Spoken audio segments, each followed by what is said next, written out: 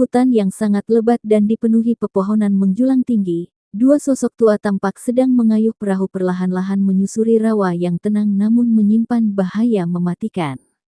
Rawa itu bukan sembarang rawa, ia adalah rumah bagi buaya-buaya muara yang terkenal ganas dan buas. Namun anehnya, kedua orang tua itu sama sekali tak menunjukkan rasa takut. Mereka adalah sosok misterius yang dikenal sebagai penguasa rawa bangkai, yakni Nyai Dewi Durgandini dan Ki Sudomanik.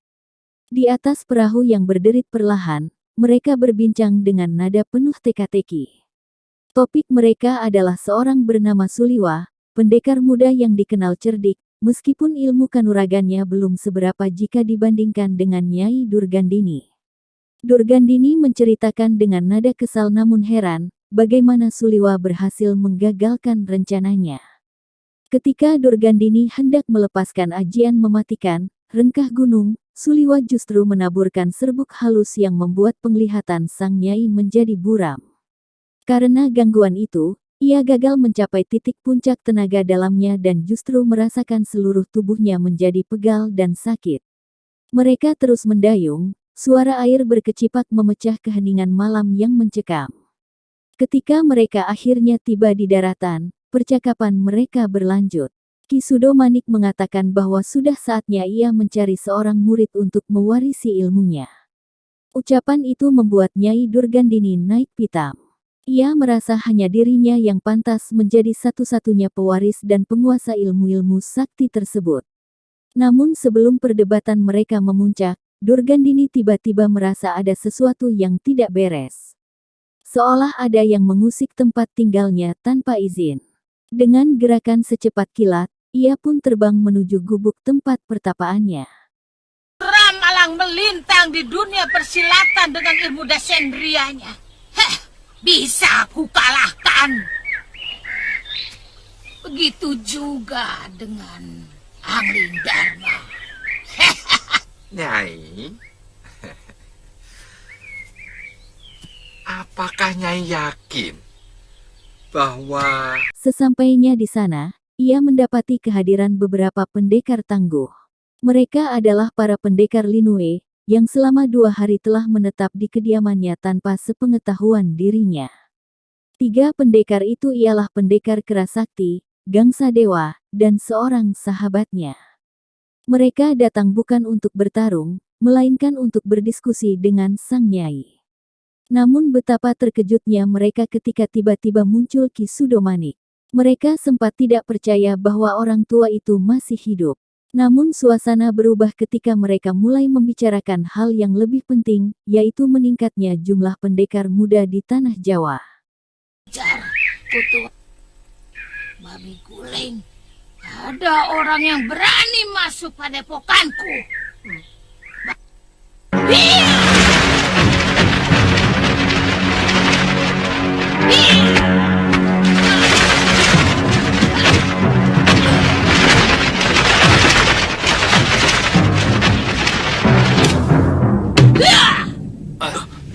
Mereka mengutarakan kekhawatiran mereka, semakin banyak pendekar muda yang bermunculan, maka harus ada seseorang yang pantas menjadi jago dari segala jago, penerus sejati yang bisa menjaga keseimbangan dan menjadi penjaga warisan leluhur. Namun Nyai Durgandini dengan angkuhnya menolak wacana tersebut. Ia merasa bahwa dirinya masih cukup kuat untuk menjadi penjaga terakhir ilmu sakti tersebut. Meski begitu, mereka semua kemudian memutuskan untuk pergi menuju tempat tinggal Sudawirat dan Lokahita, 2 pemuda yang diasuh oleh seorang empu tua yang dahulu dikenal sebagai guru dan pelindung banyak pendekar. Tujuan mereka jelas, ingin menawarkan pelatihan khusus dan menjadikan salah satu dari mereka sebagai murid utama. Namun sang empu tua merasa kebingungan mendengar istilah-istilah dan maksud yang disampaikan oleh Gangsa Dewa. Tidak ingin membuang waktu, Nyai Durgandini segera memusatkan perhatiannya kepada Sudawirat, pemuda yang dulu sempat ia latih dan kagumi. Anak-anak bau kencur seperti itu. Apa kalian sudah tahu apa yang baru saja kulakukan?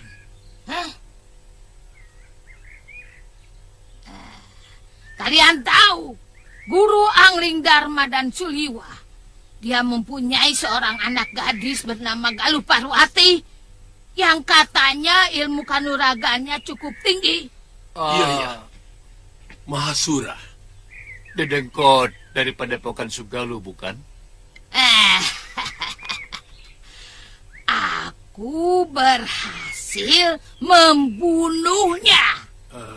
Membunuh? Kalian mungkin sudah berakhir, tapi aku tidak. Begini, Nyai. Terus terang, munculnya Suliwa dengan kehebatan ilmunya itu, juga murid si Ganggadara yang sangat hebat, cukup mencemaskan kita. Bagaimanapun saktinya, 5-10 tahun lagi kita sudah menjadi orang-orang jompo. Semangat kita boleh saja tinggi, tapi tulang dan otak kita pasti akan semakin rapuh. Jangan ngalor-ngidul begitu, banyak sekali kau bicara. Apa maumu? Ayo, apa? Kita harus mempersiapkan seorang jago, Nyai. Jago dari segala jago. Jago dari segala jago. Aku tidak mengerti maksud kalian. Begini, Nyai. Kita siapkan bersama seorang anak muda untuk menerima ilmu andalan kita. Dengan begitu banyak ilmu yang dia kuasai, maka lengkaplah dia sebagai pendekar yang linui di jagat ini.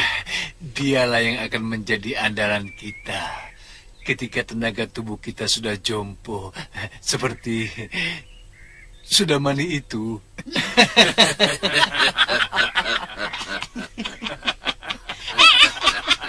Pengkor.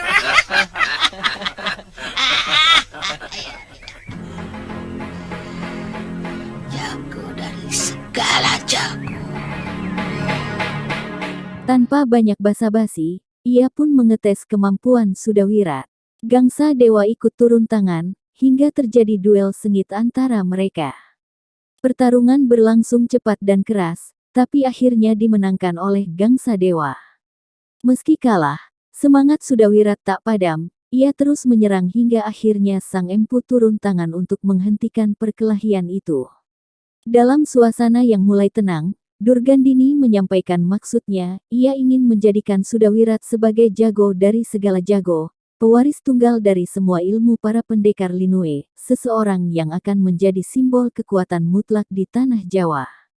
Namun Sudawirat, yang merupakan anak dari mendiang pendekar Agung Bilasaroya, menolak dengan tegas. Penolakannya itu membuat Sang Empu hanya bisa mengangguk pasrah. Ia tahu, jalan hidup seorang pendekar tak bisa dipaksa, ia harus memilih jalannya sendiri. Kalau suatu saat ilmu kanuragan yang kami miliki akan musnah begitu saja. Karena kami tidak ada murid yang menyerapnya.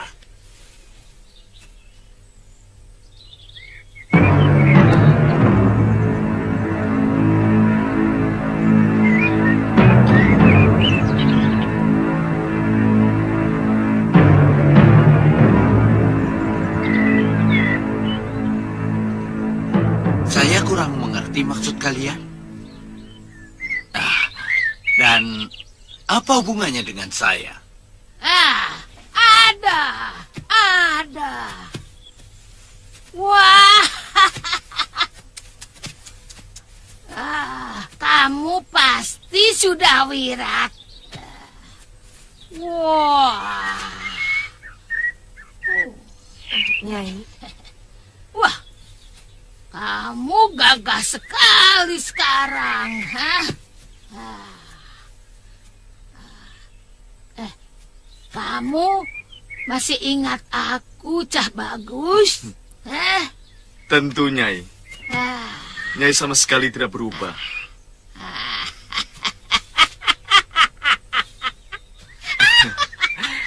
Awet tua, Nyai.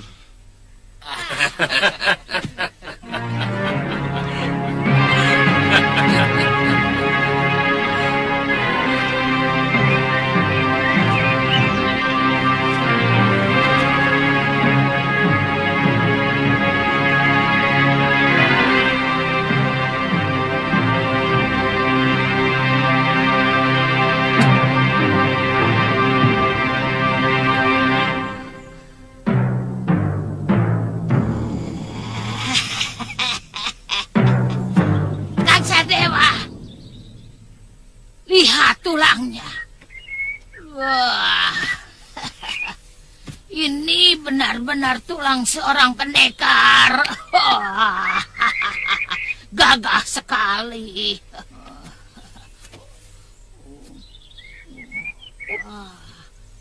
Matanya. Aku senang sekali dengan mata penuh dendam. Kejam sekali.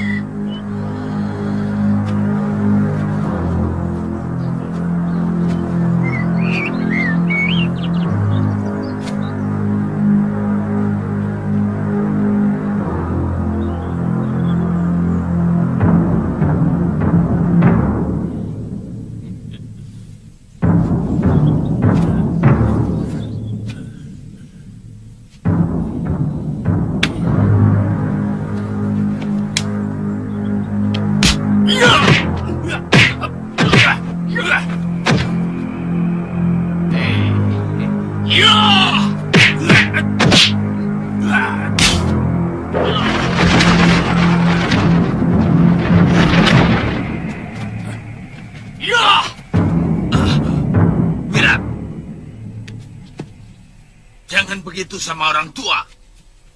Tidak apa-apa, Lingsir. Aku suka dia. Aku benar-benar suka dia.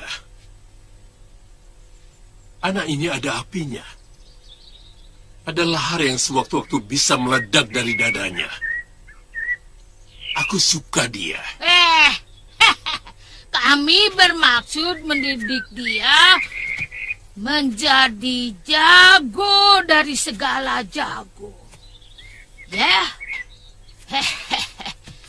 kami akan gembleng dia menjadi seorang pendekar yang maha sakti. Suatu saat nanti, dia akan mampu merajai dunia persilatan di seluruh bumi Jawa ini. Bukan begitu, Cah Bagus? Bagaimana, Lingsir? Kalau kamu mau urun jurus pamungkasmu, tentu itu akan jauh lebih baik. Terserah anaknya, Ki. Sebenarnya dia di sini bukan untuk berguru ilmu kanuragan. Saya sekedar memberi tumpangan, karena mereka berdua hidup sebatang kara. Bagaimana, Nak? Kamu pasti tertarik untuk dijadikan pendekar yang maha sakti. Tergantung. Kalau sikap kalian baik kepada saya mau. Tapi kalau galak dan kasar, saya tidak mau. Oh, tentu tidak. Ya, kami semua akan menjadi gurumu. Dengan ilmu tingkat tinggi yang kamu miliki, kamu bisa dengan mudah membalaskan kematian ibumu.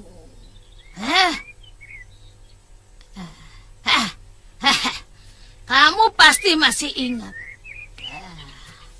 siapa yang membunuh ibumu. Dan ternyata yang menyuruh adalah Prabu Angling Dharma dari Malwapati. Saya mau. Tapi Bibi Lukahita harus ikut. Tidak bisa. Kami hanya membutuhkan seorang jago. Bukan sepasang jago. Kalau begitu saya tidak mau. Banyak orang yang ingin menitipkan anak mereka untuk menjadi murid kami. Tapi kami selalu menolak. Sekarang kami yang meminta kamu malah tidak mau. Dasar. Bibi Lukahita harus ikut. Atau tidak usah sama sekali. Saya tidak bisa hidup tanpa dia. Kurang ajar. Jangan banyak tingkah, anak muda. Kamu bisa celaka kalau kamu menolak tawaran kami. Hei, saya tidak takut pada siapapun. Kurang ajar.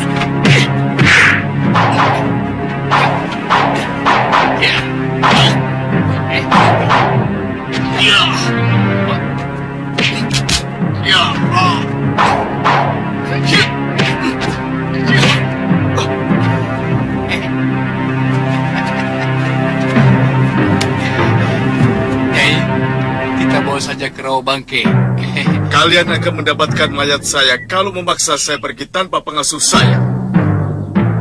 Kilgawa, bebaskan totokanmu itu. Aku kenal dengan kedua anak ini. Mereka ini pernah menjadi muridku. Anak gadis ini adalah pengasuh dia sejak kecil. Kamu tahu, dia ini adalah anak teman kalian Kalawadana. Aku tidak keberatan kalau mereka berdua kita gembleng untuk menggegerkan dunia persilatan.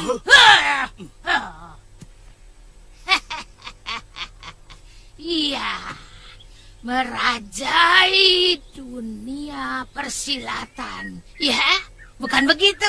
Hah?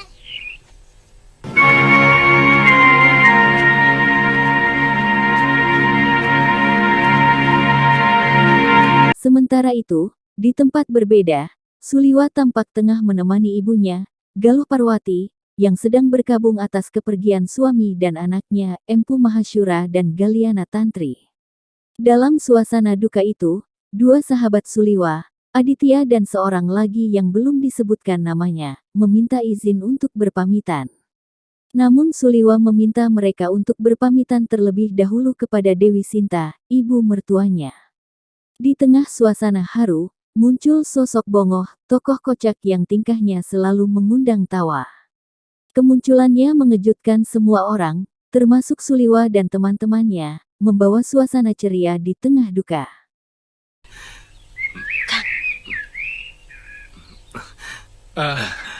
Saya tahu apa yang mau kalian bicarakan. Tapi saya mohon, Aditya, Tantri, jangan pergi dulu. Supaya di sini tidak terlalu sepi. Kasihan Nyai Dewi. Kami sudah lama meninggalkan Kalinggapura, Liwa. Kami mau pamit ke Pulau Momongan. Kalau itu masalahnya, tidak jadi soal, Aditya. Sebenarnya tenaga kita hanya dibutuhkan ketika terjadi keonaran.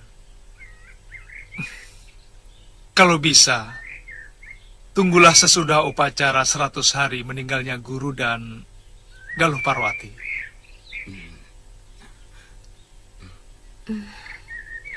Kakang Liwa mau kembali mengembara setelah masa perkabungan? Atau mau menetap di sini? Saya akan mencari Durgandini. Bibi Sintawati akan sendirian di sini.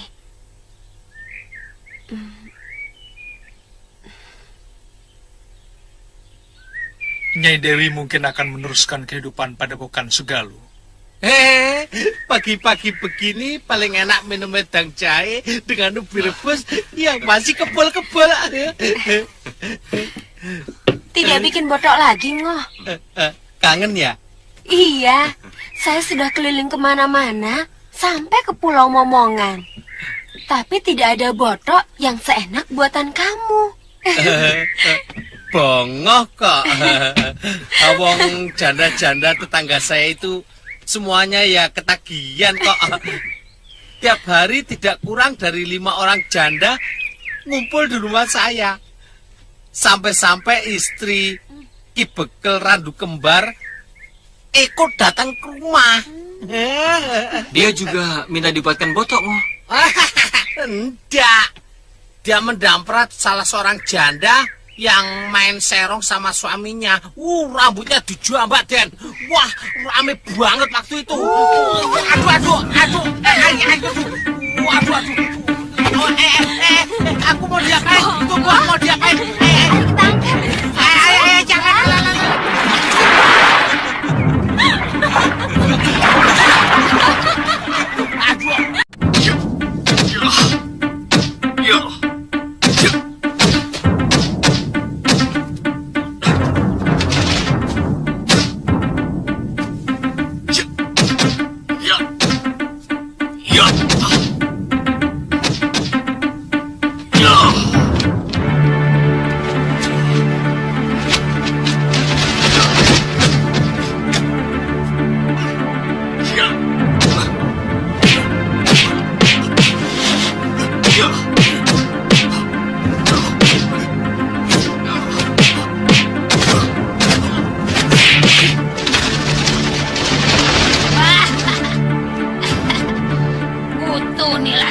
Kembali ke tempat Sudawirat, pemuda itu kini dilatih secara intens oleh para pendekar Linoe. Satu persatu, ia mempelajari dan menguasai ilmu dari Gangsa Dewa, Durgandini, dan pendekar lainnya. Meskipun usianya masih muda, semangat dan kekuatan batinnya melampaui kebanyakan pendekar dewasa.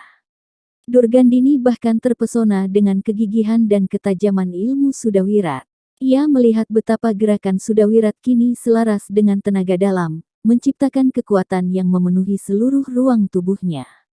Bagi mereka, Sudawirat adalah sosok luar biasa, satu-satunya pendekar yang mampu menyatukan ilmu para pendekar sakti, dan barangkali satu-satunya harapan terakhir untuk menjaga keseimbangan jagat.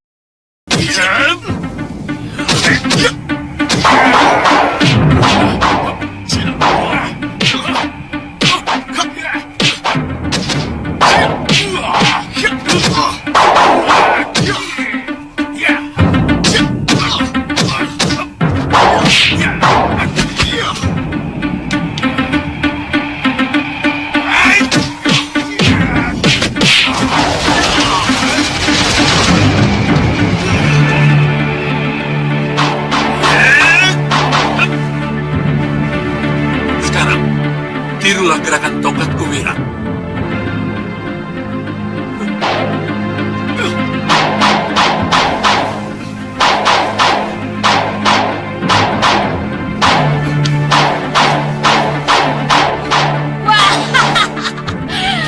Kutu bajing. Ternyata dia mampu juga menguasai 10 pukulan dewa.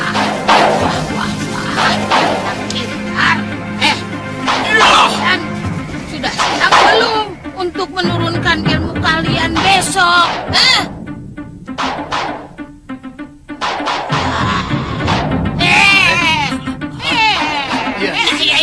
Kamu juga lihat itu. Kuping kowe pada budak apa? Sudah siap belum?